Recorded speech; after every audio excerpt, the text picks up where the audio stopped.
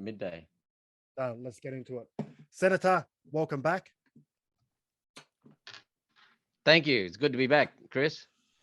So trying to have a little giggle. We had a bit of a giggle before we jumped on here about a video that was what an insane planet we've got. Absolutely mad. Oh, sorry. The people who try to control it, they're insane. Yeah, that's right. It's fact checkers, but good on you for standing up. Oh, mate, it gets more insane by the day anyway. So, look, thanks for joining me again. Why?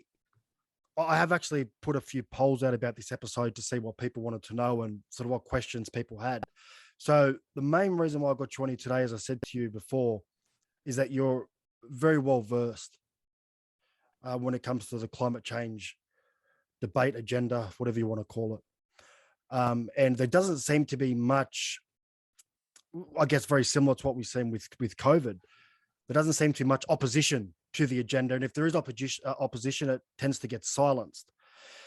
So what I thought I would do was invite you, obviously, and Adam Bant, the leader of the Greens Party, onto the show to have an open debate where there's no, no Channel 7, no Channel 9, hand-picking questions for him. I just wanted an open, transparent debate. You agreed, which I knew you would, but I never got a response from Adam. So we're doing it without him, but that's okay. I've got the questions I have. So look, you've been speaking about the climate argument now for a while. So you've had a bit of experience with it. I think you said something to do with, was it university or something you've studied in the past that yeah. What the argument is, their argument, the climate alarmists, they're saying that the burning of hydrocarbon fuels, coal, oil, and natural gas, is causing catastrophic global warming, and it's going to destroy the planet and freeze us and fry us and everything. The storms are going to increase. So let's just have a look at the basic message.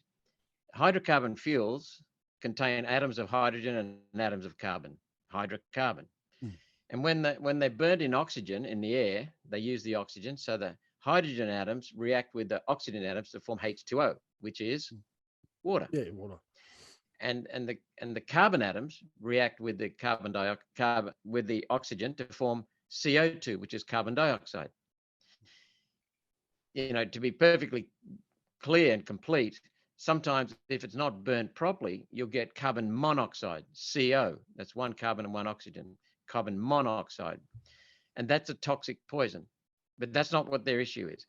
If you burn it efficiently, you get very little carbon monoxide. So, but still don't put the exhaust from your car into your car because you kill yourself. That's carbon monoxide. But the majority of gas that comes out is carbon dioxide and water vapor.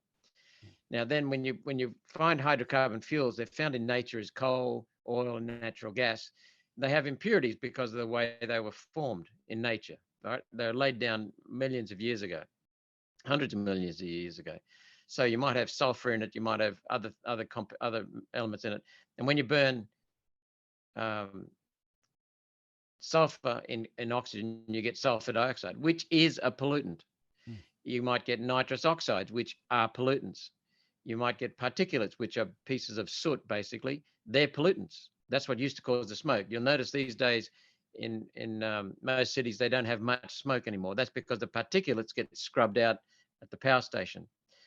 The sulfur dioxide gets scrubbed out at the power station. The nitrous oxides get scrubbed out. So you basically that's why these days at a coal-fired power station or a gas-fired power station, you'll see a chimney with nothing coming out of it because water vapor is invisible except on a cold day when it forms steam, and carbon dioxide is always invisible. So that's what they're saying, is that the carbon dioxide, which is coming out of smokestacks, coming out of industries, coming out of power stations, coming out of cars, coming out of cows farting, cows belching, coming out of your nose right now, because your carbon dioxide, the air has 0.04%, right? It's got bugger all of it. That's enough to keep our plants alive. But when you exhale, because you're a factory as well, when you take in your oxygen and you mix it with the carbon and hydrogen in your food, then you get same thing, water vapor and carbon dioxide coming out. So what you've done is you've taken in carbon dioxide at 0.04% and you've put it out at 5%, which is more than 100 times, 125 times, whatever it is, higher. So you're polluting right now, Chris. Mm. You know, we've got to kill you. Well, we've got to tax you rather. So that's what they're about. They're about limiting the carbon dioxide because carbon dioxide is in everything. And so they can tax almost everything. And when I said to you a minute ago about your breathing out carbon dioxide, there is a consultant who did some work in London for Tony Blair's office. They were asked to assess the feasibility of taxing people for the breath they're exhaling. That's So insane. I'm only a little guy. Maybe I'm producing less carbon dioxide because I'm more efficient than you as a big fella. So you'll have to pay more than I will. Mm. How can you do that? You know, and so I mean that's what they're after. They're after control of our energy and control of our food and control of our agriculture. That's it.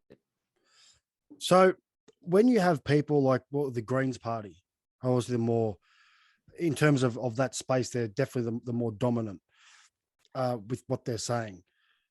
Now, how do they know? This is the question, not just them, but everyone in general that are pushing for this. How do they know that carbon is causing climate change? Look, how do they know that? Like, are they referring to a specific type of literature or where are they getting that information from? Well, who's telling them it's bad?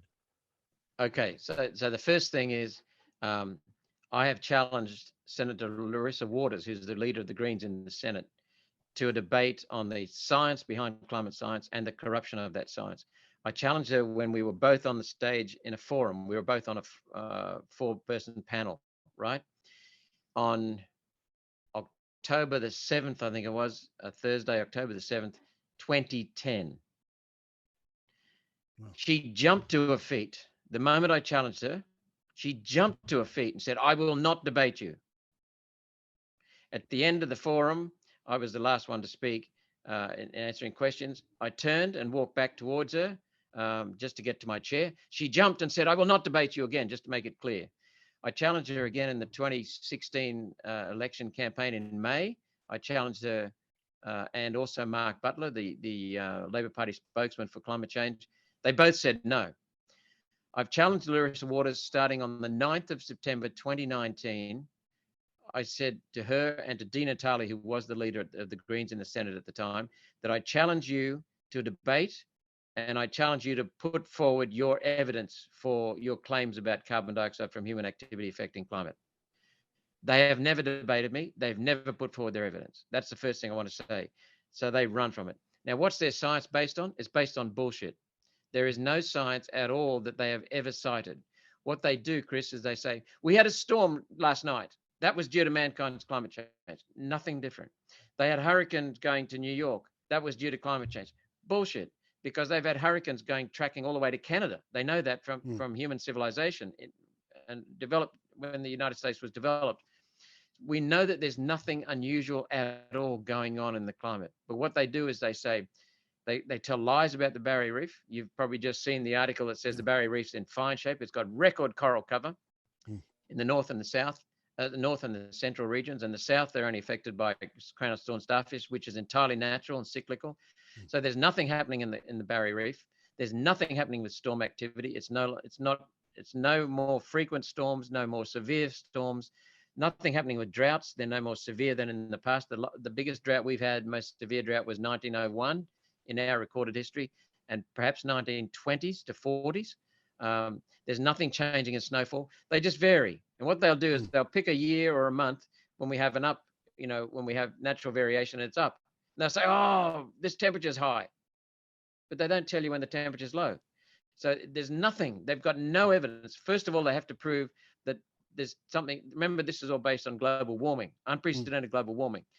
So what they have to do, first of all, is prove that the temperatures are unusually warm and continuing to rise. They're not. We've had 25 years. The most authoritative temperature record for the whole planet is NASA's satellites, and they're showing that since 1995, 27 years ago, if you remove the El Nino and La Nina cycles of temperature, the temperature has been flat globally. flat. If you look at the temperature records for our country, the temperatures were warmer in the 1880s and 1890s. I said 1880s, 1890s than today. United States, it was warmer in the 1930s and 1940s than today. So they're fabricating this. They're just telling lies. And so what they use, though, is they make lies up about the Barrier Reef, about the polar bears, the pandas, the cuddly koalas, all the bullshit that they can come up with. There's nothing there that they have ever presented any evidence. It's based on nothing. It's based on just simply wanting to control the agenda, to control your energy, control your food, control your water. That's based, and control your property. Now, I know obviously you can't speak Oh, on and behalf. by the way, Chris, you mentioned the word carbon. It's not carbon. It's carbon dioxide. What they've done is they started with carbon dioxide from human activity, and then they very quickly converted it to carbon. And carbon, they did that because the old pollution was carbon when they had smoke particles coming out of the chimneys, right? And carbon is black usually. Carbon is also diamonds, by the way. Carbon is also graphite, so pure carbon. But carbon in the smokestacks was a filthy pollutant. And that's what they're trying to conjure up, an image of a filthy pollutant. But carbon dioxide is not a pollutant. First of all, it's odorless, tasteless, colorless. It's non-toxic. And the second thing about it is it's entirely natural. Nature produces 32 times more every year than we do. Nature controls the level in the atmosphere. We've had 2 natural experiments.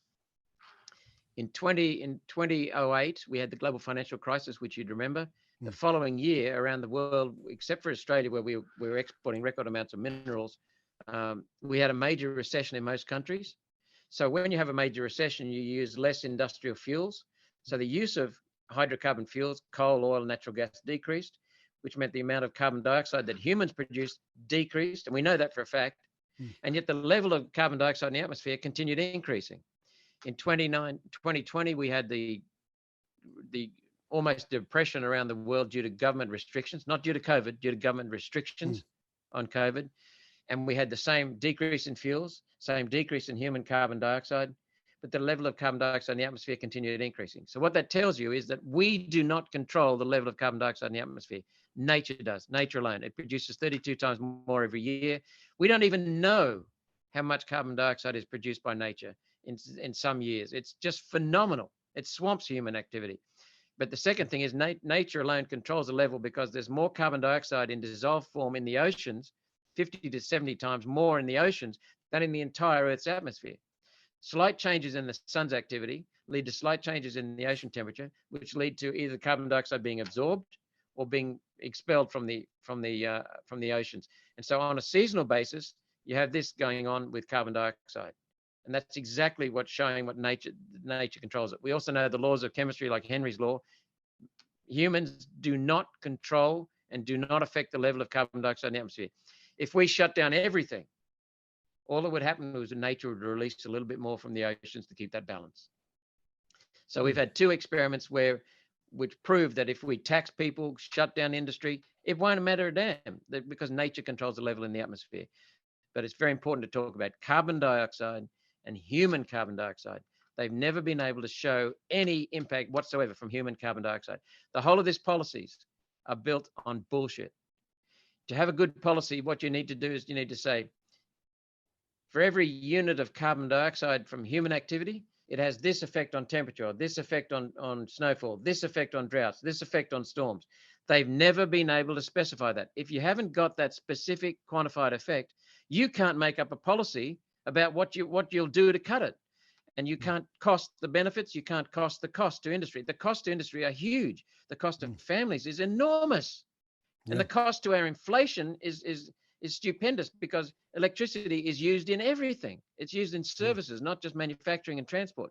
So what's happening is we have gone ahead with a policy that has never, ever been specified. Never. And the other thing about it is that you can't, without that specific quantity of human carbon dioxide and its effect, you cannot tell how your policies are being effective or not. You just don't know how you're going. So it's based on bullshit. And it's based on an objective to take money out of your pocket and to control what you do, what you eat eventually, what energy you use, how you use it, what you spend your money on. That's all it is. It's a tax. Well, you know what? I think one of the first times we had a conversation, and we spoke about climate, and I hadn't really formed an opinion on it, simply because I'm aware that the climate changes, obviously, and it's always been that way. But I didn't have a look at. I hadn't looked into any deeper than that, so I didn't know if whether human caused climate change, how much of a difference humans were making. I didn't look into any of that. But what I did notice is that not just in Australia, I mean around the world, these climate policies that are ever being pushed through or even just spoken about all seem to have one thing in common: control. You And got it. and that's where I thought, well, hold on a second. If this is going to impact my life and control us even more than we are at the moment, then I want to know why. Like, show me why. Justify it to me. If they could prove that we are in fact causing it and there's going to be catastrophic and all the rest of it, and little koala bears and all that stuff, like they do, what they push through. I don't think any person would have a problem with that. No, you're right. But I You're think right. it's when they're just saying this needs to happen, this needs to happen. We have to do this. We need to sacrifice this.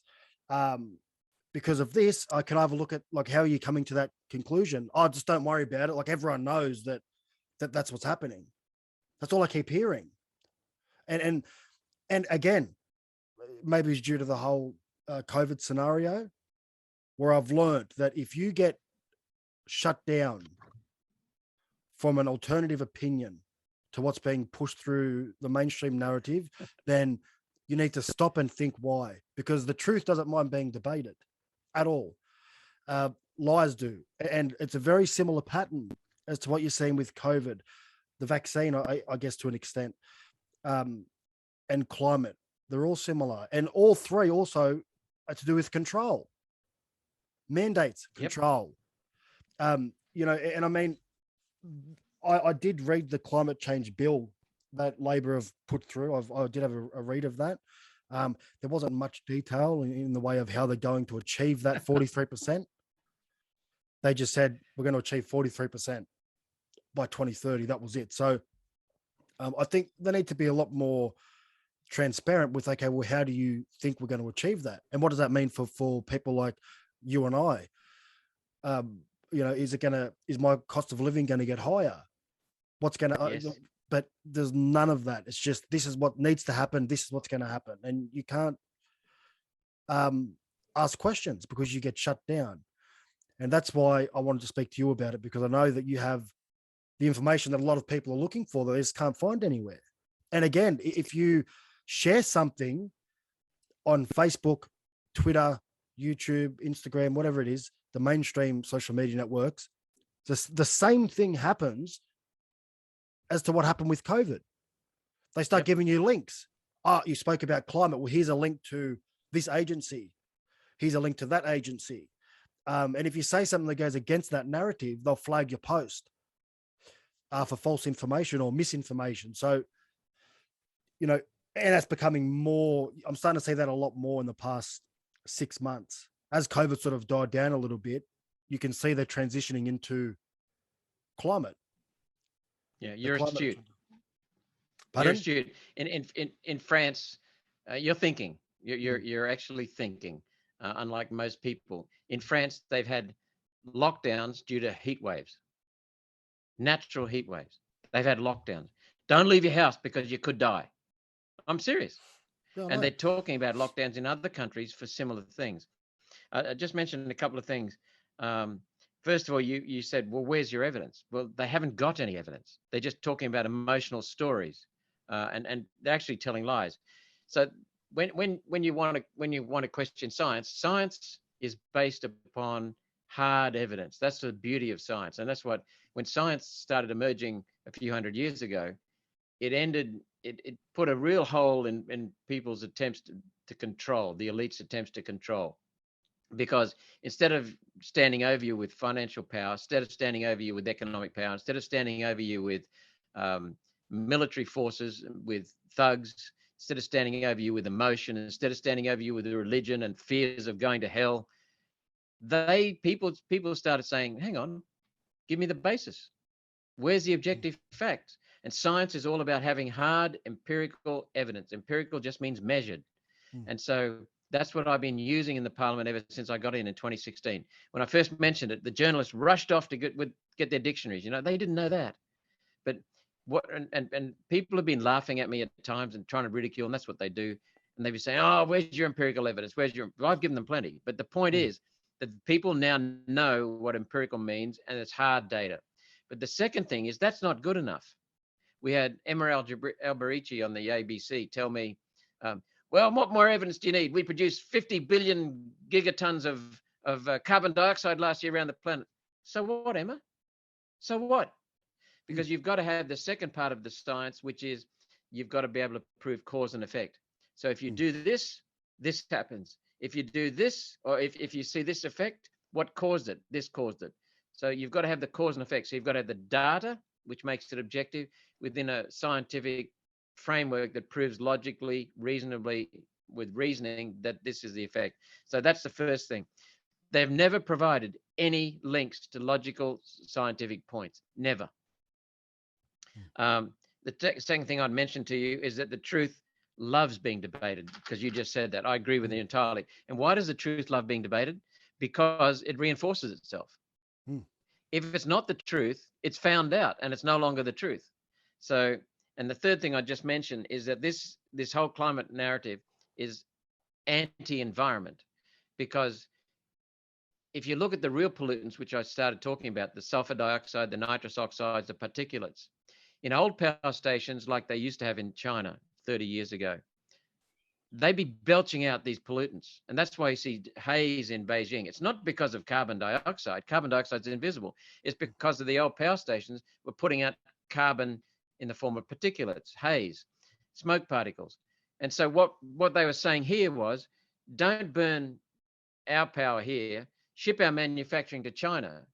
So China was using real pollution, was producing real pollution. So they're actually increasing the pollution around the planet by shutting down us, where we had clean power stations that scrubbed out the particulates, scrubbed out the sulfur dioxide, scrubbed out the nitrous oxide, and just let carbon dioxide and water through. Harmless gases for all life on this planet.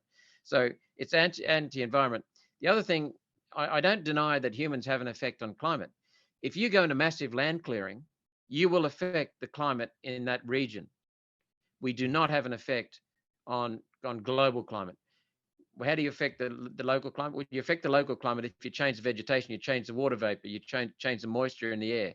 So those are the things that do affect. So I'm not saying humans should just go and destroy the environment, but what you'll find is the focus on climate change is causing serious consequences on the environment. If you look at the wind turbines they're putting up in the name of climate, they're chopping birds. If you look at this forest they clear for wind turbines, if you look at the solar panels, the agricultural land they're destroying, the forests they're clearing for solar panels. And these solar panels and wind turbines, they're hideous uses of resources. For every unit of electricity that from a coal-fired power station, you need 35 tons of steel. For every unit, the same unit of electricity from a wind turbine, you need 546 tons of steel. How do you make steel? With carbon dioxide being produced. So these wind turbines, over the life of the wind turbine, produce more carbon dioxide than they save. Not that that matters, because carbon dioxide is harmless. But the point is they use so much materials that's why wind will never, ever compete with coal, nuclear, hydro, gas, oil. Never, because the amount of resources that are consumed are huge. So the cost is enormous. And the energy density is so low that they produce so little energy that the cost per unit of energy is something like double what coal is. So what they're doing is they're driving our economy into a tailspin. They're inflating our economy.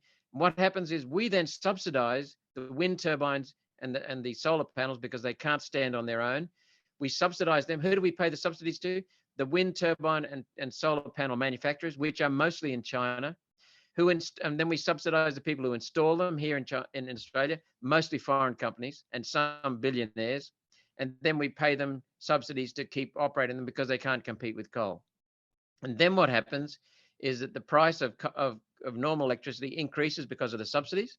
And we also then find they rig the system so that they're favored.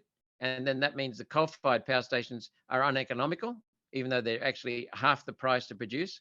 And so then coal starts dying. Next thing, they shut coal-fired power stations down, and you've got only high cost components producing our electricity. We're buggered. Yeah, it'll drive up the cost of everything, manufacturing, even our electricity bills.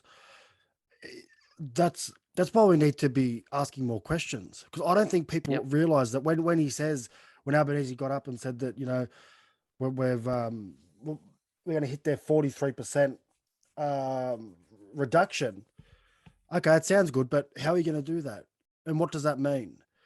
And that's what I really wanted to speak to you about as well, as to how these targets, climate targets, will impact everyday Australians in regards to, like, what can we see to go up in price? Obviously, we know electricity bills will go up, but what else can we see happening around the country the more they push this on?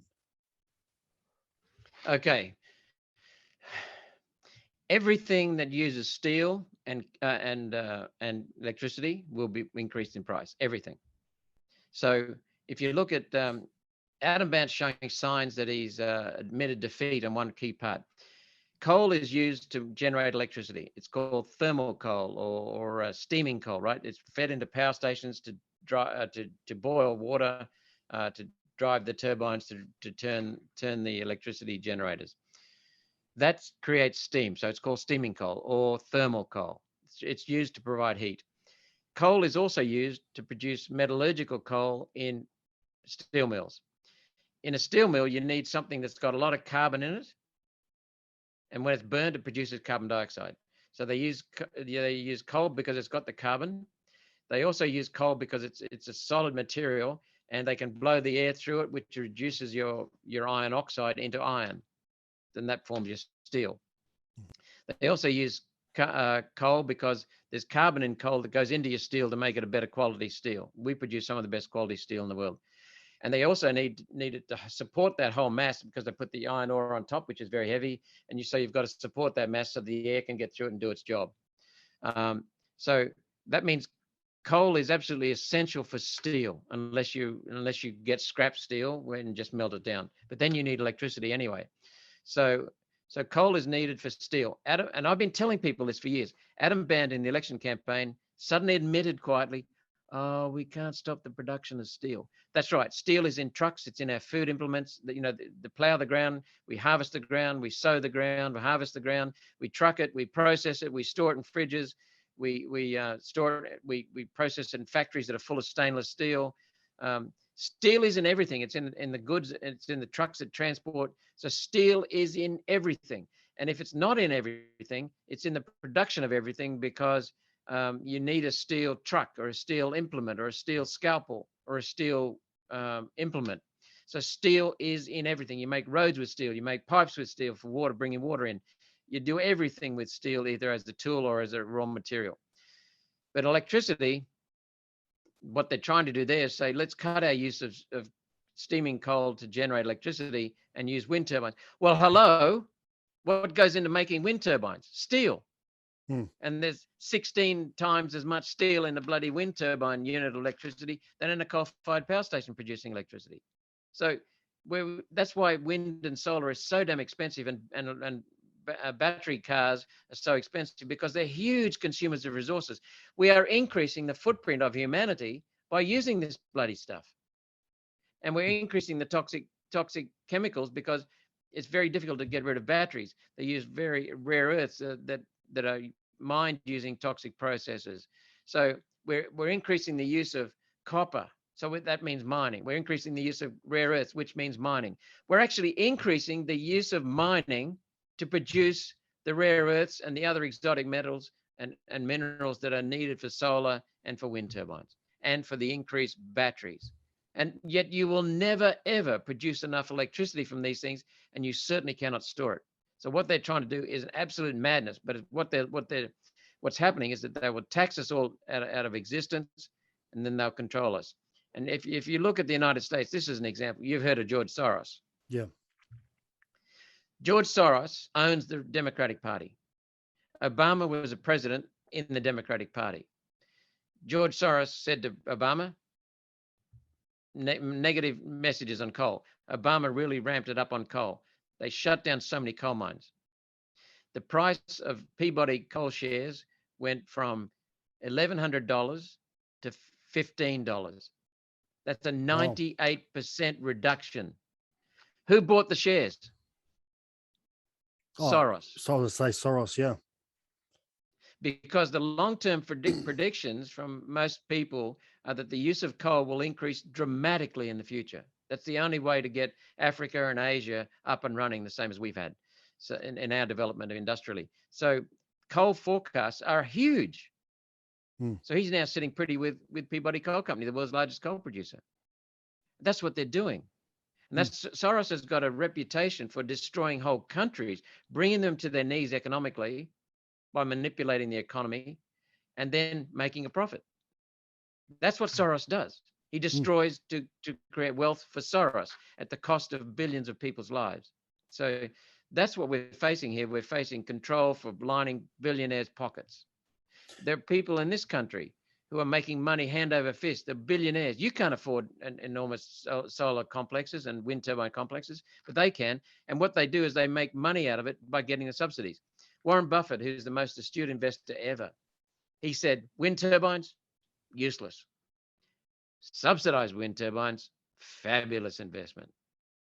It's the subsidies. Yeah. Government is now the largest transfer of wealth from the poor and from the middle class to the wealthy. And it's deliberate. That's exactly what's happening at the moment. That's exactly what's happening. Correct. And you can see that. And I think there's actually a very good documentary I watched only the other day on Netflix called Capitalism, A Love Story. Have you heard of that? No, I haven't. Very, very interesting. Yeah. Just in regards to how the system works, I mean, how this was based in late 2000, when the America had their crisis there, was it 2008, 2009? Yeah, global financial crisis. They had it in 8, near the end of 8, and then they destroyed their economy in 9. Yeah, with the bailout package, and what happened with that, and the banks used it, and it was an absolute schmozzle. Deliberate though, it was deliberate. Goldman Sachs, the Treasury Department of the US government, infiltrated by Goldman Sachs. It's what they do. That's what they do. You know, but unfortunately, they do it in such a way like what we're seeing now with climate. We see an issue, like the average person will see an issue of climate, this is what needs to happen. But in the background, these people making money hand over fist while it's costing you money. And it's going to get to the point now where it's not going to get better. The economy is not going to get better so long as they're pushing this 43% target that Labor pushed. So has that gone through? What's the status of that climate change bill? It's gone through the lower house, and it's gone to a committee in the Senate, and it'll probably come up in about 4 weeks' time in the Senate for voting there. How do you think it will go? It'll pass for several reasons.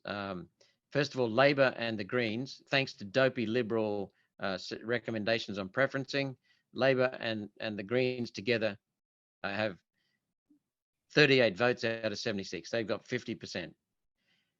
All the independents, One Nation, and the Liberal Nationals have 38, 50%.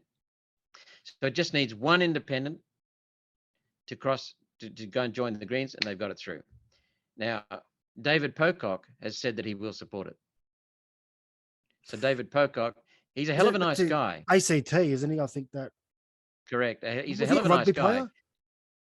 Sorry? Yeah, very, very, very good rugby player. Real hard on him. He's fabulous rugby player.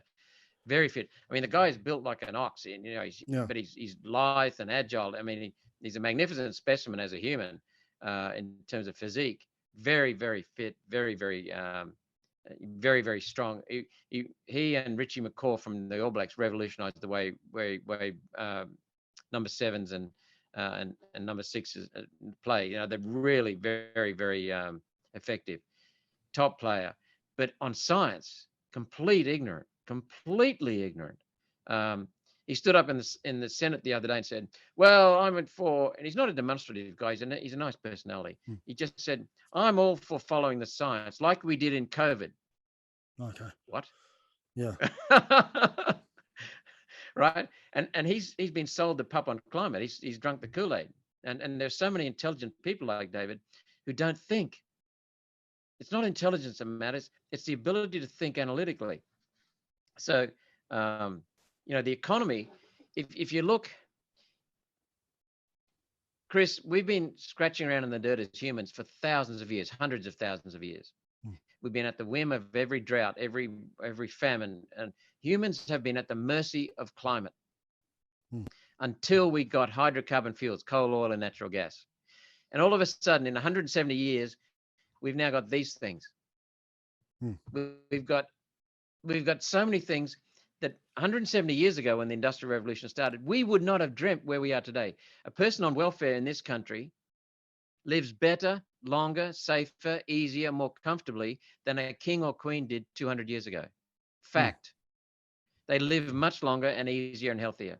So that's been due to coal, oil, and natural gas. We used to cut down forests 170 years ago to do our cooking, to provide our warmth, especially in Europe where you needed the warmth.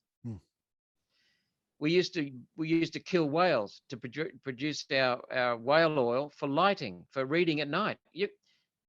Then we got gas lights. Then we got coal-fired power stations. Then we got electricity. Then we got oil. All of a sudden, we don't have to burn the forest. So as a result of coal, oil, and natural gas, the area of forest in the developed countries has increased dramatically. Forests have increased because of coal, oil, and natural gas. The whales, we don't kill them anymore for whale oil, for lighting. The number of whales are now pretty secure. So coal, oil, and natural gas has been a huge driver of the environment, benefit for the environment. The other thing that happens is when you use coal, oil, and natural gas, you have a very high energy density fuel. When you have high energy density, you get high energy production for low cost. And when you decrease the cost of energy, you increase your productivity. If you can afford to use more energy, you become more productive. Think of all the energy you've got at home: your fridge, your stove, your dishwasher, your car. Your car is so much more efficient than a cycle. If you look at farmers, a farmer, each of us, we could go out and produce till our own soil, right? But it's so energy intensive that when you get a farmer with a massive John Deere or Cat tractor, they produce far more than we could even dream of. So when you produce that high productivity, the cost per unit of your food, the cost per unit of all your services decreases dramatically. The single greatest thing for the last 170 years of the Industrial Revolution has been human creativity, our heart and our minds, and sharing that. And that's why freedom is so important. But the second biggest thing, and easily the second biggest thing, is the relentless decreases in real costs of electricity and fuels. When you have decreases in fuels, you get greater use of fuels and you get greater productivity. When you have greater productivity, you have cheaper production, you have greater wealth, you have greater prosperity. And what's happened is we've now got greater prosperity, except that in the last 3 years, that ever decreasing price of electricity has been artificially increased. And Australia has gone from having the cheapest electricity in the world to now being amongst the most expensive. Our electricity prices have trebled artificially. If we removed all the bullshit restrictions, we'd still be decreasing the real cost of electricity. But that's no longer the case. So we are reversing human progress. It's inhuman, it's unconscionable, and it's immoral. And it's all based on a lie. No science whatsoever drives this bullshit. And a criminal named Maurice Strong started this in 1980 when he started the scam of global warming. Criminal from the United Nations. Yeah, that's I was watching a little, wasn't long, it was maybe 5 or 6 minute documentary on him a few weeks ago. But I think, look, the people like Adam Baird, the people like the independents that are, because a lot of climate activists got through independence at the election. What do those people gain from that? Obviously, they're not the ones that are going to be benefiting from extra control. Is it just a lack of they're brainwashed? It has to be. What they're benefiting from is increased representation in Parliament. The Greens have now got 2 senators from every state. They've got more clout in Parliament. They can now tell the government what to do. The Greens are completely ignorant. They have no idea of what we're talking about right now. They have no interest in what we're talking about right now. The Greens are hell-bent on control. If you look at the Greens, they supported injection mandates. They were speaking vigorously on injection mandates. They supported the invasion of the United States and NATO into the Ukrainian conflict. They support control everywhere. If you look at the Greens, they want to increase regulation. They want to tell you how to live, what to do. The Greens are so damn arrogant and ignorant that they think they can ignore 4.5 billion years of evolution and tell us how the planet should evolve in the future. Now, you probably believe in evolution. I do. Our planet has come from being a ball of gases to being a solid planet. And then we had erosion on the planet due to water and air. And then we had life forms introduced to the planet. Then we had, that was single cell. And then we had complex animals. We had mammals. And then we had dinosaurs and then mammals. And then we had humans. And our ability as humans completely different from any other animal species. We've got a neocortex that's wonderful. We then created all kinds of technological improvements. In just 170 years, we've just gone phenomenally well. What they're trying to say is how we should evolve in the future. They're playing God, Chris. They're trying to tell us how the planet will evolve. Forget your 4.5 billion years of evolution. This is what we're going to do in the future. Who do they think they are? They think they're God. So they're all about control. Now, what I said was all of the Greens are delusionary when it comes to science. They have no idea. They'll talk about the koalas being threatened. They'll talk about the Barrier Reef being threatened. They'll tell lies. They'll fabricate lies one after the other. And you can come in and give them evidence they don't do anything. But the other thing about the Greens is some of them are the foot soldiers for the World Economic Forum and the United Nations. The Greens is the policy introduction for the United Nations into this country. What they do is they bring in policies. They get the media through their stunts, and then the Labor Party starts adopting those policies, and you check. Then the Liberal Party says Labor Party is getting votes, so we need to put in those policies. And so the Greens bring in these policies, and they're doing it on behalf of the United Nations. But not most of the Greens wouldn't know what I was talking about there. Just some of their leaders would know. Yeah. Talking about the Greens, that's why I was looking down. I've got to read this to you. It was a post I seen yesterday. I don't know if he put it out yesterday or it was just a post he's put out and someone took a screenshot of it. So it's Adam Bant, Twitter. A bit hard for you to see through the thing there. Can't see it there. Yeah, you can't see it. So this is what he tweeted. Off subject, but I think you can see the mentality and what's going on there. He said, yearly reminder that drug dealers aren't to blame for your loved one's banned drug-related problems. Quite the opposite. Dealers often act as community elders, keeping an eye out for regulars and providing a stigma-free community connection point. What in the... I couldn't believe that. What is wrong with him? Yeah. What's wrong with him? He's not all there. He can't be. I couldn't believe that. It's one of the worst ones I've ever seen. No, I can believe it. These people are inhuman. They're anti-human, mate. If you look at the Greens' policies, they're anti-education, anti-science, anti-environment. The impact, they tell you they're pro-environment, but the impact on the environment is horrendous. Anti-industry, anti-development, anti-Australian. They're anti-homosexuals because they support Islam, and Islam wants to throw homosexuals off the bridges, off the roofs of buildings. They're anti-women, anti-families. I can make a solid case on all these things. The Greens... Some of those are deliberate. Some of those are just through sheer ignorance. Oh, by the way, bringing up that thing about drugs, what's the difference between what do you call it, a drug pusher and big pharma? No, what? The drug pusher doesn't force you to use their drugs. That's a fair point. They don't mandate it. That's right. Oh, I was only saying the other day, could you imagine how illegal a Pfizer vaccine would be if it was made by a Colombian drug cartel? Can you imagine? Yep. It's it's crazy, but I could not believe that when I read that. he says outrageous things. Honestly, his Twitter feed's like a comedy. It's hilarious. Some of the shit, like, you think the world doesn't work that way. Like, he's got the problem. Do you know what it looks to me like? He's got no actual experience, like no life experience. He's never been to and seen what drugs do to people. Because he's a lot of things. I think if he could, he would legalize drug use. He would. Yeah. For sure. When I see certain things, like I've seen someone get stabbed in a park over drugs when I was 15 years old. You see a lot of things, and that's why when you look at comments like that he's made, that drug dealers are essentially elders looking after the community. But no, yeah, I mean there are David Leyonhjelm in the Senate and other people in the LDP put out some pretty good questions. I think we need to think about banning things and criminalizing things, because when you do that, you create a black market and then you can't control it. Okay, so there is a reasonable argument for legalizing some drugs.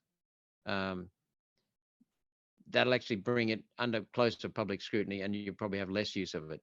That's one side of the argument. So I'm open to that debate, but it's got to be done very, very properly, not like he's doing it. And you're never going to have a drug lord who's going to be the representative for the community and the judiciary for the community. I mean, that's complete rubbish. That's nonsense. No. And that's the problem we have, Chris, because if you saw some of the Greens election campaigns, and remember they had a very successful election campaign. They've got more members in the lower house. They've got more members in the Senate. There was one video, TikTok video of somebody dancing above Parliament House. You know, they had a picture of Canberra's Parliament House and somebody dancing above it, and Adam Band looking up with a vague look on his face. That was it. No message, no words. That was it. What kind of people does that appeal to? Yeah, I don't know. Brain dead. Yeah, exactly. I think, look, the issue with drugs is one that I think there's a lot of variables, but I think, there's, when we're talking about drug use, look, I don't believe cannabis should be decriminalized for sure. But then you look at drugs like marijuana and you go, okay, well, but then you look at drugs like heroin or methamphetamine. And you start thinking, well, okay, well, you don't really want that legalized in any capacity. But marijuana, sure. Because, a lot of the pharmaceutical drugs do more damage to the community than black market drugs will ever do, ever. If you look at the US, their opioid epidemic, now it's fentanyl. It was Oxycontin, now it's fentanyl. They've got huge problems over there on legal drugs that are prescribed by doctors and fulfilled by pharmacies. So, opioids, painkillers, some benzodiazepines are much more dangerous and harmful to the community than marijuana would ever be. So, well, marijuana. Sorry. Let's talk about medical cannabis, because we're very, very strong supporters of medical cannabis. Very strong supporters. It's a wonderful product. It's entirely natural. There are no side effects for most people at all. Not only that, you can't overdose on it. You can stuff yourself so full of medical cannabis that you still wouldn't have any problems. Whereas opioids, you can die. And the opioids are addictive, whereas medical cannabis is not. So there's a separate argument from marijuana compared with medical cannabis. But they're both worth looking at. Medical cannabis, we're entirely sold. Yeah, that's it. And we're keeping the two separate at the moment, because most people are not ready for the decriminalization of marijuana because of the THC in it, right? The psychotropic effects. But medical cannabis, it's used by a lot of people in this country, and it should be much, much cheaper and much more readily available. It should be readily available at least by prescription from a chemist, at least. And the reason it's not, Chris, is because Big Pharma controls the health department at the state and federal level. It controls many of the doctors. It controls the doctors' guilds, the doctors in doctors' associations. And what they do is they're seeking continued profits. Medical cannabis is useful for so many things. In the 1930s, I read somewhere it was the number one prescribed medicine. All right, number one. It was in the doctor's almanac. It was taken out because Big Pharma wanted to produce its toxins. Mm. And medical cannabis cannot be patented because it's natural. That's right. So that means if you can't patent it, you'll never be able to charge outrageous prices for it. And yet it's effective, it's safe, and it's affordable and accessible. I mean, Mm. it's perfect. That's why it's not wanted by Big Pharma, and that's why Big Pharma keeps the government outlawed. That's right. I don't And know that's what about we're working on. Australia. I don't know about Australia, but I know in the US, a lot of the anti-cannabis campaigns, TV campaigns and whatnot, were funded by pharmaceutical companies. Yeah. That's exactly, yeah, they don't want that because you think about the conditions. I mean, depression, I get anxiety, insomnia. Yep. Instead of sleeping pills, people just have medicinal cannabis. There's so many, Post-traumatic stress. obviously, your post-traumatic stress, cancer for pain. But what's interesting as well, I've been looking into it a bit recently, is there's the use of certain, what are they? I can't think of the actual name of it now, but the mushrooms, little Oh, yeah. micro doses of mushrooms that they're giving to, I think, retired military personnel in the US to help with their PTSD. It's working wonders. It's It's also working. being used in some countries. I think in the United States, I know some doctors who are involved with it, working wonders with mental health issues. Really, very, Yeah, very effective. Very yeah. effective. And so um, we need to advocate more for at least experimental use of them right now. There are people I can put you in touch with people in this country who are actually using it therapeutically right now. Mm. Yeah, I'm sure it happens. It's we need. Australia is quite far behind, especially behind the US when it comes to experimenting with drugs that were frowned upon for so many years. And it's working wonders. And I don't know how much influence the pharmaceutical companies have here. Well, I know they've got a fair bit considering what we've been through over the last few years, but there doesn't seem to be a lot of talk. I know the Greens do support that, but I think they support recreational use, don't they? Yes. And what we want Across to the do board. is we want to separate those two for now, because we want to get medicinal cannabis into people's hands cheaply, readily. We want to make that more widespread. So most people are open to that, but they're not open to recreational use. So rather than stop the use of both, because by pushing both, we just want to push at the moment medical cannabis. We'll look at the other one later. Put it aside for now. Let's get medical cannabis into people's hands and into people's bodies. Would you say it's a generational thing where, because I don't know many people at all that are around my age that would oppose the legalization of recreational marijuana use. I don't, I think, maybe highly yeah, religious people, but the average person, I don't think they care too much. no, I don't think it is a generational thing. We know of a lot of Army veterans or Defence Force veterans. We know a lot of older people uh, who have got, you know, things that come on with age. Hmm. They love medicinal cannabis. They think it's fabulous. Uh, I think over 1 million people use it, but we got to make it much more easy, much easier. It's quite expensive, isn't it? I think at the moment to get it. Yep, and it shouldn't be. We could have with our clean environment in this country, we could be supplying medical cannabis all over Asia. It would be a huge, and cannabis, hemp, uh, Yep. produces. I mean, hemp. Then we've also got cannabis producing food. I mean, really good food, Hmm. uh, textiles. So it's a wonderful, wonderful crop. We could get that into Australia.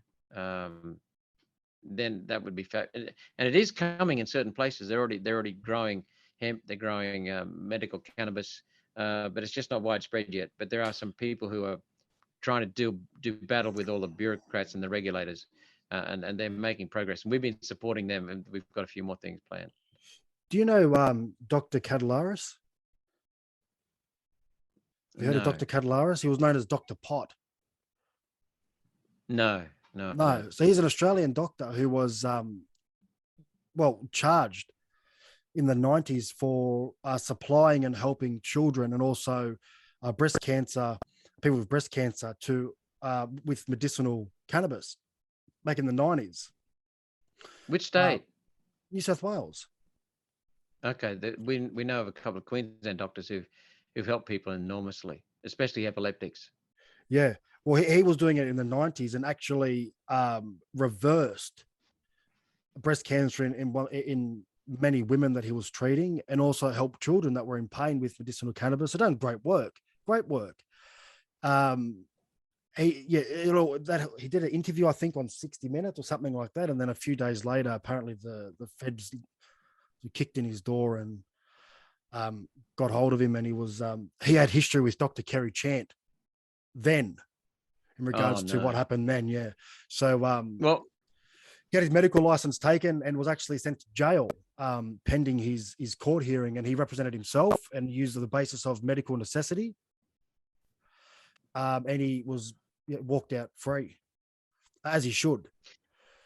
Well, but what's changed, mate? What's changed now? The medical, no, I shouldn't say that. The health departments are telling doctors what to say and what not to say. They've completely smashed the doctor-patient relationship. That's sacrosanct. The Greeks developed that 3,000 years ago. That's been smashed. Absolutely. We're destroying. What is it? Freedom of choice with what goes in regard. What's informed consent? We're destroying informed consent. We're mandating things. I mean, this is not right. It's not human. And this is what our country has descended into. Yeah, that's what we're fighting against. There's too much government involvement in our lives. And a buddy of mine only a few weeks ago was fined for fishing without a license. And I thought, you know what? Look, obviously I know you're a part of it, but no politician has the right to tell another human being that they're not allowed to fish. It is our basic human right to fish. I agree. And who's pushing for that? United Nations. Yeah. They're trying to lock up. We have the largest continental shelf fishing zone in the world. Mm. We have a tiny population by world standards of 26 million people. That's it. Yeah. We should be exporting seafood hand over fist all over the planet. We import 3/4 of the seafood we consume. Yeah. How the hell does that happen? I'll tell you how it happens. We have 36% of the world's marine parks in our country. Some of them are controlled on behalf of the UN by our state and federal governments. Some are controlled directly by the UN. China has 1.4 billion people. What's that? I'm guessing that's around 60 times what we have. Oh, yeah, a lot more. They have a tiny coastline compared to ours. Who's our biggest exporter of seafood into this country? China. Oh, Thailand would be close to China, wouldn't it? There's a lot of... Thailand is second. Thailand has a tiny coastline compared to ours. A population that's about 3 times ours. Yet they export... They're the second biggest importer of fish into our country. How can that be? The fish don't say, "Oh, we can't. We better look after Australian waters here. We'll stay out of Australian waters. We'll go to Thailand waters." Bullshit.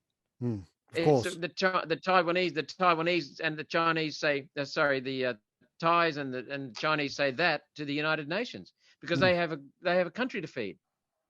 Yeah. What we've done here is the Greens, the Labor, the Liberal, and the Nationals have sold out our fishing industry.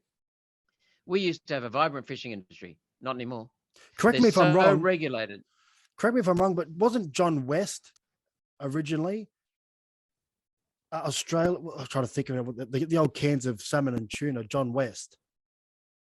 I know that I don't know where John West was, but I know that our last tuna cannery was dismantled, packed up, and sent to Thailand back in 2010. Sydney, I was told by old timers, Sydney had lots of canneries, seafood canneries. Yep. We had a vibrant fishing industry.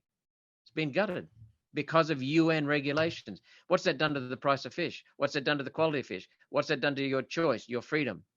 Oh, the quality of fish at the moment, I don't know about up there, but in New South Wales, try getting a nice piece of barramundi. You can tell they're all farmed. Yeah, they got that muddy taste to the farmed barramundi. You can't get any fresh barramundi. It's almost, around where I am, impossible. See, this is the UN affecting our energy, UN affecting our water, UN controlling our food, controlling our transport, controlling our movement. What they want to do is control our identity, control what we spend, how we spend it through digital identity, which is a product of the World Economic Forum. The Liberal Party introduced legislation uh, before the election, and they've copied parts of that from the World Economic Forum's digital platform project. Copied and pasted it into our legislation. I mean, this is what's happening to our country. That's why we've got to speak, and that's why it's so important to keep doing what you're doing. Yeah, we need to continue to have these conversations. And I have tried many times to have people on the other side of the debate on for a chat, and I'll be completely, even if I don't agree with them. There's some things you say that I don't agree with. Probably some things I say you don't agree with. That's fine, but you always allow the opportunity of the other person to speak and get their point across. And I'm happy to do that. With just the other day, I wanted Mike Carlton to come on and have a chat about a few things that he was saying, and I said something about his best mate, Peter Fitzsimons, and I got a message just last night from Mike Colton in my inbox saying "fuck off, dickhead," and then blocked me. So let me tell you a story about Mike Carlton. I'll see if I can remember. It was a few years ago. There was a journalist called Ben Cubby. He was at the Sydney Morning Herald, and he was their chief environmental reporter. Got that? He was the head of their environmental reporting. So Ben called me up and said, can I interview you about this? Before I got into the Senate, about your stance on climate. And I said, sure. And I gave him a whole lot of stuff. In the middle of that, I said, do you know about the IPCC, the UN's Intergovernmental Panel on Climate Change? No clue. Here he is, the environmental report on the single biggest issue supposedly in the environment. He didn't know about that body. So I told him a few things. He made a story. Now, it's a long time ago, probably 7 or 8 years ago. He made a story and he published it. It wasn't that offbeat, but it talked about me being a director of a company. I wasn't. It talked about me doing other things. It tried to frame me as a bit of a coal producer. I wasn't. I'm very keen and supportive of coal, oil, gas, and nuclear, and hydroelectricity, because they're the cheapest forms of electricity. And what else did he do? Oh, that's right. Then Mike Carlton came out and said I was anti-Semitic. Anti-Semitic. I mean, I was at the time I was a volunteer on the Galileo movement, which was founded by a man whose wife was Jewish and who was as a 2.5-year-old escaped from the Holocaust concentration camps. She's a Hungarian Jew, a lovely, lovely lady. A lot of my friends are Jewish. I'm not at all. I was at a bloody protest in support of Israel where the Greens were hammering the Israeli companies in this country. I was standing up for the Jews. And Mike Carlton came out and said I was anti-Semitic. I mean, what a lying bastard. I think they just throw labels on people. I don't think there's any thought. They just chuck a label on you to maybe it could just be for, look, undoubtedly it's so people look at you in a particular way. So anything you say after that point, people will just ignore, right? That's why they label people anti-vaxxer, what you were referred to, climate denier. I got called, and this is something because a lot of people have agreed, a lot of people have disagreed with my point, but I made a point the other day I'll tell you who she is now, because it ended up as a nightmare on Twitter. Twitter's good, isn't it? I'll tell you what. I'll tell you, is Doctor, she's down, I think, in South Australia. An Indigenous woman.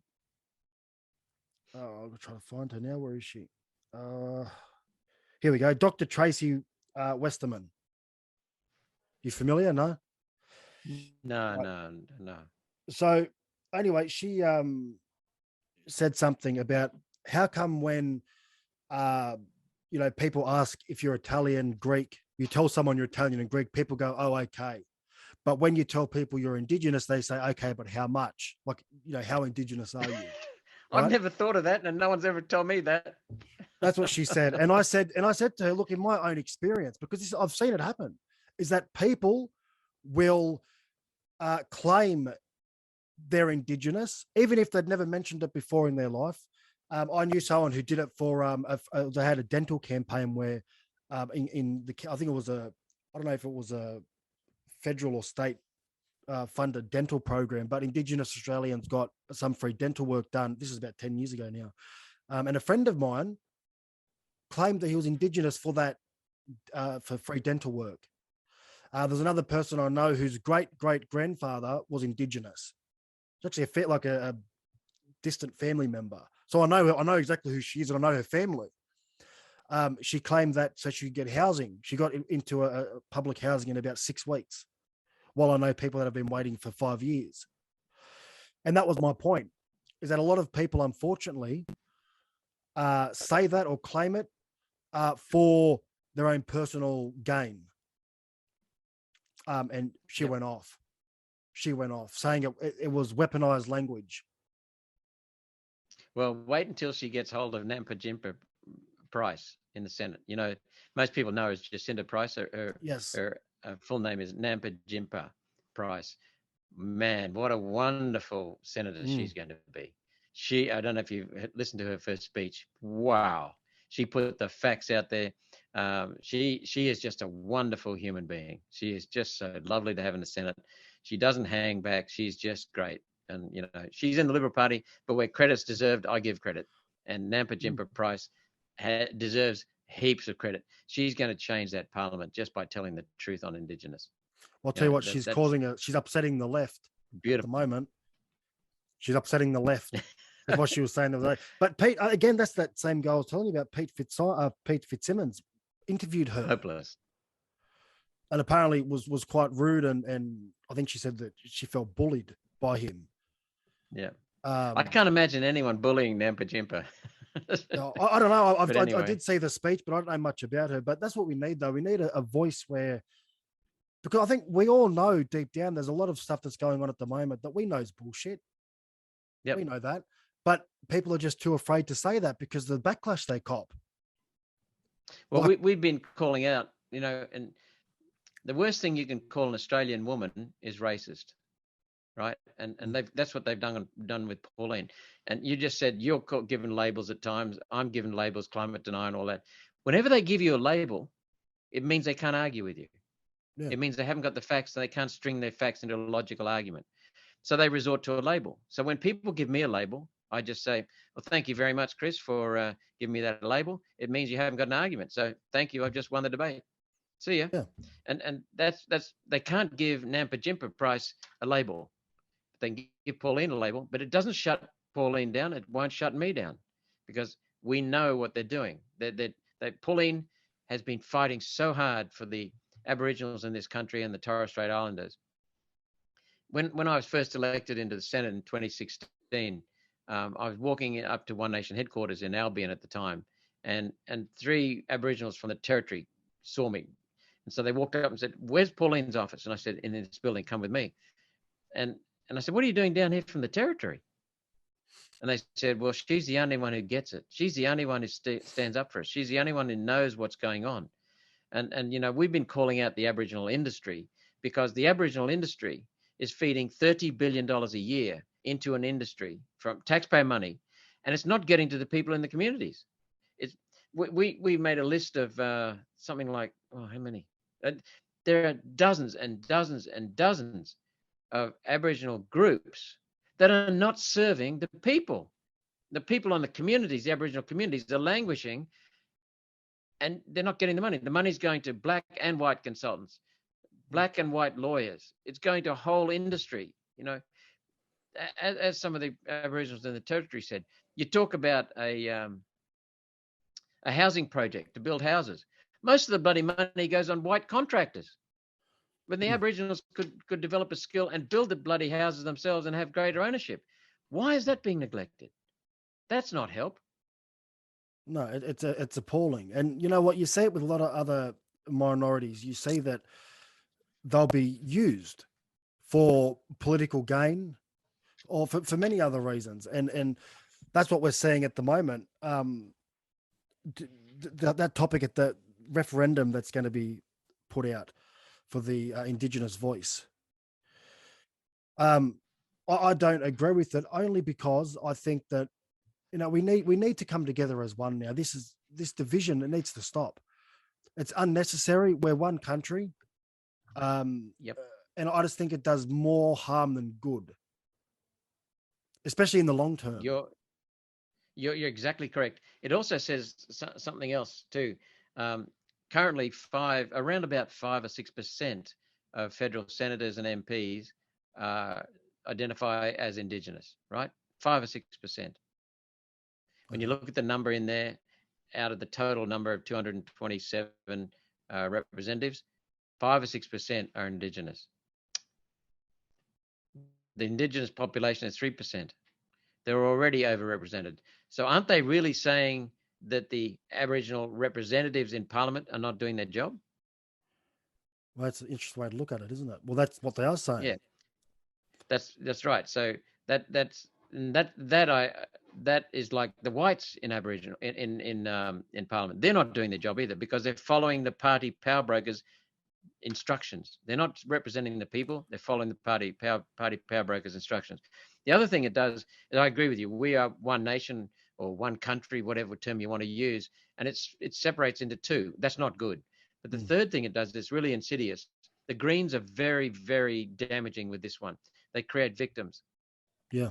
They create classes of people, and they say, Chris, you're being demoralized. You're a victim, and then that destroys your sense of responsibility, destroys your initiative, and you become a victim forever.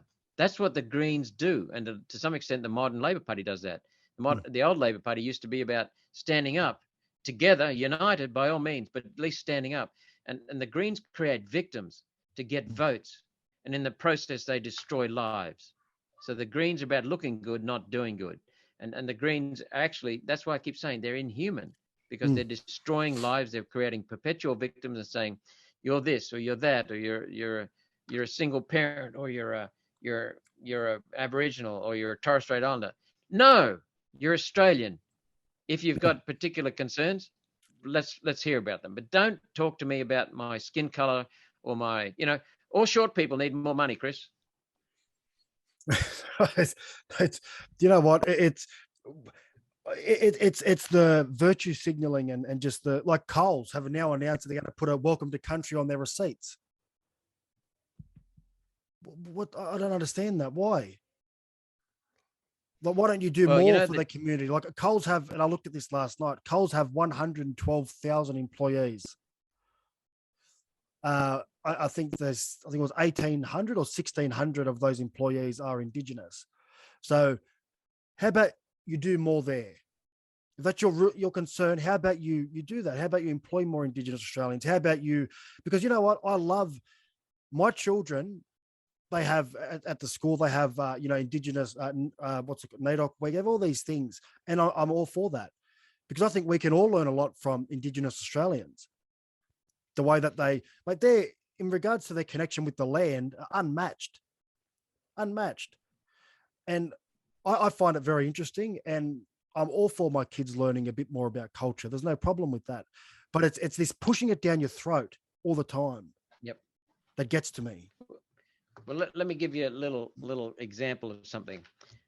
We've got an excellent barrister in our office, and I asked him to research the Native Title Act, which came in under Keating, I think it was. Right now, all of us whiteys think that the Native Title Act was brought in to give Aboriginal some land. Bullshit. The Native Title Act of Parliament, federal Parliament, the preamble to it, the introduction to it, is littered with the words United Nations.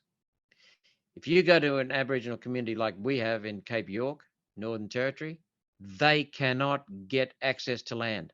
If you cannot get access to land, how the hell do you get money to borrow, to pay for a house? How the hell do you get money to start a small business? What the Native Title Act was about locking up the land, taking your land, pretending to give it to the Aboriginals, but not. And so it was about locking up the land. Where did it come from? United Nations. So it's about What year was stealing that? land. What year was that? Oh, Keating, when was Keating in power? No idea. That's why Till I asked. 90, 96, 93, 96, somewhere around there. Or the mid 90s, somewhere there.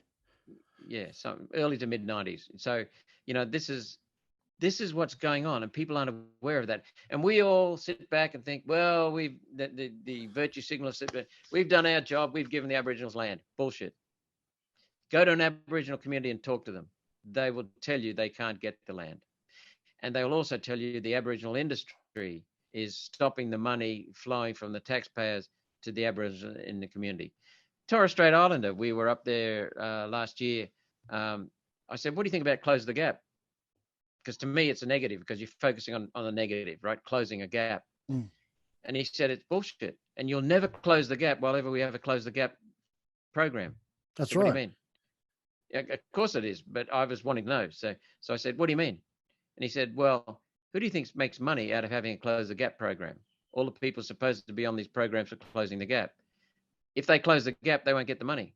They're not interested in closing the gap. It's that simple. It's been turned into an industry that is hurting the Aboriginals in the communities. That's what we object to. And Pauline has been calling that out since 96. Yeah, see, it comes from, that's what I mean. These people that will label you and Pauline and as racist and all the rest of the terms that they use. Nazis. Nazis. If you have to speak like, because if what you say, if you just make a point and you just read that in passing, it may look that way, but you have the way you explain it and the way that and not just you, but Pauline as well. It's very clear to anyone that listens that it comes from a good place and that in fact you're probably doing more for that community than what the other people are. And that you're actually standing up and speaking for them. But it's the same thing. Like the minute you even suggest that you'll vote no to the referendum for the Indigenous voice, the comments will flood in about you being racist. You're like, well, I'm not racist. That's irrelevant. What do you mean I'm racist? Because I'm objecting to a particular issue. But people just can't. Well, I mean, people, I mean, let's be honest, primarily the left. They just see it and run with it. And that's I don't call them the left. I don't call them the left. I call, as you know, I call them the control side of politics, because there's no left and right are meaningless terms these days. I know what you're saying, and most people can understand a broad group by the left, but there's so many people on the left economically who are on the right when it comes to morals or values, and vice versa. It's an irrelevant term. And I realized, I was reading a book one day about 10, 15 years ago, and I realized the left and right are used to confuse people. The real terms are, you're either in favor of control or you're in favor of freedom. And the real issue throughout humanity has been control versus freedom. Labor Party's in favor of controls. Greens are in favor of controls. So what you call the left broadly, in favor of controls. UN is in favor of controls. And that's been the entire battle in humans. It's a battle within each of us, whether we want to control someone else. It's a battle between two of us. Who's going to control? It's a battle between a group. It's a battle within a community. It's a battle within a nation. It's a battle between nations. That's what's caused most wars. So it's that ego again that comes up. That's what the core issue is with humans. The control element, the fear-based element. People who want to control, always beneath control is fear. So it's whether or not we let our fears take over and control others, try to control others, or we let our spirit come through, and then we're of the universe. You're not a part of the universe, you're of the universe. But the way we create ourselves and fabricate the ego that I call Malcolm, I'm part of the universe, whereas I'm really of the universe. And I think we've got to get back to that holistic thinking, which means that unified thinking, which universal thinking, which means you don't have a voice for Aboriginals. You have a voice for the people of Australia. That's it. And what we've got to get back to is that, because at the moment we have a voice for the Liberal Party, a voice for the Labor Party, a voice for the National Party, although that's pretty weak, and a voice for the Greens. They're all speaking for the UN. David Littleproud is the leader of the Nationals. He's trying to push forward globalist policies. One of the last things he did as a National Party minister was introduce a bill on biodiversity, which is complete bullshit. It was about controlling land in the guise of giving money to farmers for that control. I mean, they're coming at us in every which way they can, Chris. we've just got to be so much on guard. But I think we've got to get back to being individuals within a human species that's of our universe, rather than looking at separation and fragmentation. Mate, well said. We'll end it there on that. That was exactly right. You're exactly right. And I heard something a few weeks ago, and they said that in the video, he said that we were controlled by freedom. That we're being controlled by freedom. And then, once, cryptocurrency and people, had the internet, they started talking like we're doing here and bouncing ideas off each other. They lost a little bit of that control. So the shift now is they're trying to control us with safety, which is exactly what they're doing. Like in the last 3 years, how many viruses have popped up out of nowhere? How many? Coronavirus, monkeypox. Now there's a new one in China where there was 31 cases identified of a brand new virus. It's just one after the next. Foot and mouth in Bali. Foot and mouth, that's right. It's just that one's real. Yeah, and that's very concerning, that one. Very, very concerning. But anyway, I know where you have another meeting at 12, so we'll leave it there. But Malcolm, always a pleasure. Yeah, same here, Chris. And keep doing what you're doing, mate, because we can't rely on the mockingbird media, the antisocial media, the legacy media, the charlatan media. We've got to rely upon people like you to get the truth out. So absolutely. And keep is your TNT radio, is that what's your vision for that? Are you doing that for the foreseeable future, or? Yeah. Yep. Okay. Every 2 weeks on a Saturday from 3 to 5. And okay. For those, thanks for mentioning it. TNTradio.live.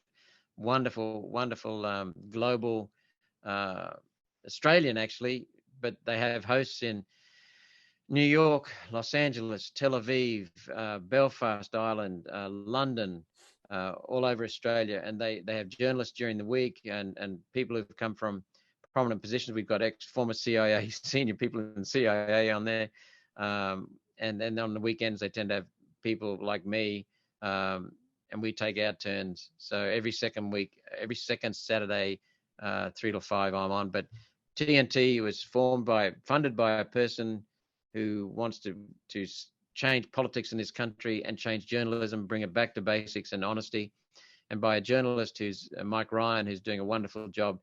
What they're doing is that they're just saying to the media, here's some honesty, and they're saying to the media, here's the real politics. So they're reporting fearlessly on any topic. They just tell the truth. As they say, the only thing that TNT mandates is the truth. Yeah, that's what we need to have that. And that's why I have no problem recommending your show on TNT Radio, because we need to work together collectively. Because you know what that's going to do? Yep. It's going to pressure the mainstream media to hopefully start being a little bit more honest, because people are going to get sick of it. And I've already noticed that people are getting sick of the mainstream media. People know that the mainstream media lie. And I think it's a lack of awareness that, podcasts like mine and shows like yours exist. But I think people are really starting to see that now, and it's going to force the mainstream media to change. And because mate, if the mainstream media change and they're more, forthcoming and truthful with their reporting, everyone wins. So it doesn't bother me if I promote your show, and it doesn't, because we're all in it together collectively. It's a collective effort. Yep. But anyway, Malcolm. I meant what I said. Keep doing what you're doing. I appreciate that, mate. All the best. See you, mate. See you, mate.